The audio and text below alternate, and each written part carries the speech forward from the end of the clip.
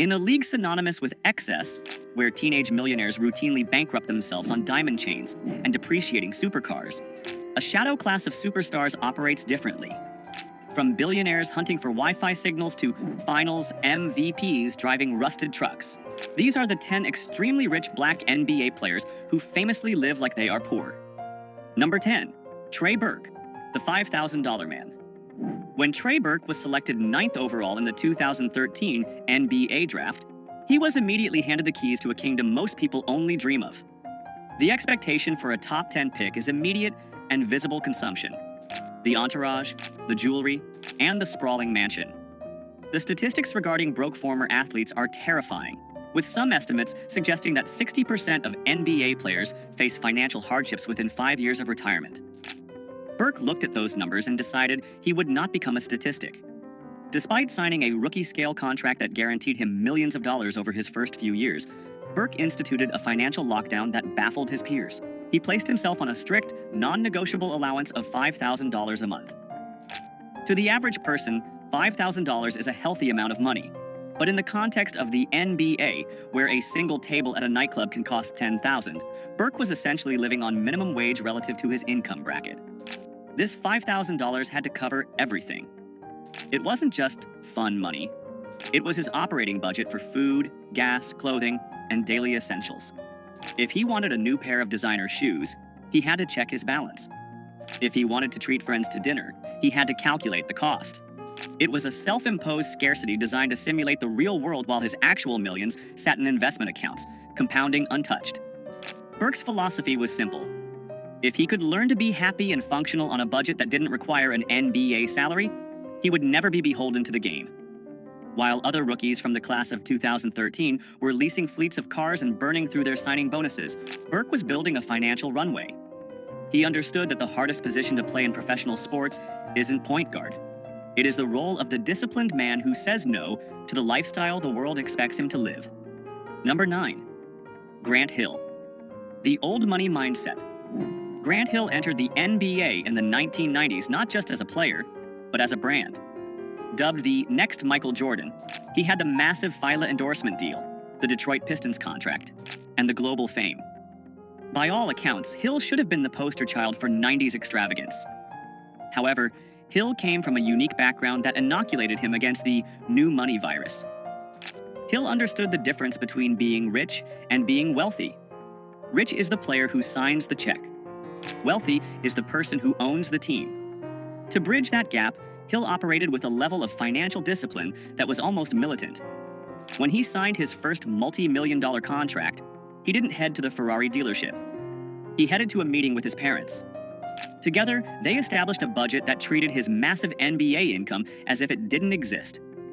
His spending money was capped strictly, creating a firewall between his lifestyle and his principal capital. Hill drove modest vehicles and famously avoided the heavy gold chains and flashy jewelry that dominated the aesthetic of 90s basketball. He viewed these items not as status symbols, but as leaks in his financial ship. This wasn't just about saving for a rainy day. It was about capital allocation. Hill treated his NBA career as a high-yield funding round for his second career. Because he lived below his means for 2 decades, he was able to transition seamlessly into the business world upon retirement. Today, Grant Hill is not just a former player. He is a partial owner of the Atlanta Hawks and a broadcasting mogul. His net worth is estimated at over $250 million. He didn't live like he was poor because he had to. He lived that way so he could eventually sit in the owner's box of the league that used to employ him. Number 8. Andre Iguodala, the Silicon Valley monk. Andre Iguodala is perhaps the most sophisticated financial mind to ever play in the NBA. During his tenure with the Golden State Warriors, he found himself physically located in the heart of global wealth creation, the San Francisco Bay Area. While his teammates were focused on the court, Iguodala realized that the real game was happening in the boardrooms of the tech startups surrounding the arena. Iguodala didn't just want to invest, he wanted to be respected by the venture capitalists building the future. To do that, he had to strip away the dumb jock stereotype. He adopted a lifestyle of extreme modesty relative to his income, often referred to as his monk phase. He openly discussed the shock of his early career spending, realizing that dropping thousands on designer clothes was a fool's game. He pivoted aggressively. Iguodala began reading books on asset allocation and market caps instead of browsing luxury catalogs. He drove practical cars and wore nondescript clothing to meetings on Sand Hill Road, blending in with the tech investors rather than standing out as a celebrity. He famously consolidated his life, cutting out the noise of luxury to focus on stacking paper for the long haul. This frugality allowed him to funnel significant portions of his salary into high-risk, high-reward tech seeds. He was an early investor in juggernauts like Zoom, Cloudflare, and Datadog before they became household names. He co-founded the Players Technology Summit, teaching other athletes how to secure their financial futures. Iguodala didn't want to be the guy with the coolest car in the parking lot. He wanted equity in the apps on everyone's phone. By living modestly, he turned his NBA paycheck into a venture capital war chest, proving that the greatest luxury is financial freedom. Number 7. Chris Paul, the point god of budgeting. Chris Paul is known as the point god for his uncanny ability to control the tempo of a basketball game, but his control over his personal balance sheet is even more legendary. Paul is the current face of financial literacy in the NBA, serving as a longtime president of the National Basketball Players Association, NBPA. His obsession with budgeting isn't just a quirk, it's a message he preaches to every rookie who enters the league. Paul's frugal mindset was cemented before he played a single minute of professional basketball. When he declared for the draft, the standard procedure for agencies was to offer a line of credit or an advance to potential top picks. His agents offered him a $100,000 advance, flash money intended to buy the obligatory draft suit, the jewelry, and the down payment on a luxury car. It is a trap that hooks players into debt before they earn a dime. Paul's parents intervened immediately.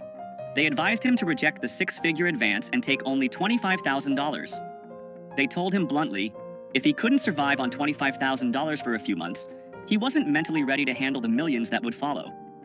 That lesson in delayed gratification defined his career. Even after earning hundreds of millions in salary, Paul remains notoriously careful with his spending. He is famous for buying clothes that don't carry designer price tags and emphasizes that time is the only asset you can't budget for. He urges younger players to look at the burn rate of their lifestyle. Chris Paul lives rich by refusing to let his lifestyle dictate his choices, proving that you can sign a max contract and still respect the value of a single dollar. Number 6. Jimmy Butler, the hustler in the minivan. Jimmy Butler is an enigma in the world of professional sports. He signs contracts worth hundreds of millions, yet he moves with the gritty energy of a man who is still trying to make rent. His frugality is not passive, it is performative and aggressive. Butler is famous for his disdain for the stupid tax, the extra money celebrities pay just to look important. For years, stories circulated about Butler driving a Toyota Sienna minivan. This wasn't because he couldn't afford a Bugatti. He owns high-end cars, but he frequently chose the minivan because of its utility and anonymity. In a minivan, nobody asks for money. In a minivan, you can navigate the city without the flashing lights of paparazzi. It was a strategic choice to live below the radar. But the absolute peak of his poor mindset occurred during the 2020 NBA bubble in Orlando. While other multimillionaire players were complaining about the amenities and the food, Butler saw a gap in the market. He realized there was no premium coffee available on the Disney campus. Using his own espresso machine and beans he brought in, he started Big Face Coffee. He operated out of his hotel room like a college dorm hustle. But here is the genius. He charged $20 for a cup of coffee. It didn't matter if it was a small, a medium, or a large. It didn't matter if you were a fellow superstar or a coach. The price was $20, cash only. He was grinding beans and obsessing over cash flow, genuinely excited about making a few $100s a day, despite earning over $30 million a year on the court. He didn't need the money, he needed the hustle. Butler lives below his means because he prefers the chase of making money over the boredom of spending it. Number 5. Carmelo Anthony, the coupon king. Carmelo Anthony is one of the most prolific scorers in NBA history. A future Hall of Famer, he has earned hundreds of millions in NBA salary alone, not to mention his lucrative signature shoe deal with Jordan Brand. He has the means to buy entire grocery store chains, let alone the groceries inside them. And yet, if you were to stand behind him in a checkout line, you might see him scanning a digital coupon. Melo has openly admitted in interviews, including a notable sit-down with CBS Sports, that he is a coupon clipper. To the outside observer, this seems absurd. Why would a man with a net worth rivaling the GDP of a small island nation care about saving 50 cents on paper towels or getting a discount on a box of cereal? The answer lies in his background. Growing up in Baltimore, Anthony saw how quickly money could vanish. That early exposure to scarcity created a permanent filter on his spending habits. For Mello, using a coupon isn't about the 50 cents. It's about the principle of value. It is a refusal to be overcharged simply because he has the capacity to pay. He advises younger players to count the pennies, searching for deals on hotels and essentials even when they don't have to. But don't mistake this for being cheap. It's about allocation. While he saves on groceries, he pours millions into Mello 7 Tech Partners, his venture capital firm that invests in digital media and consumer technology.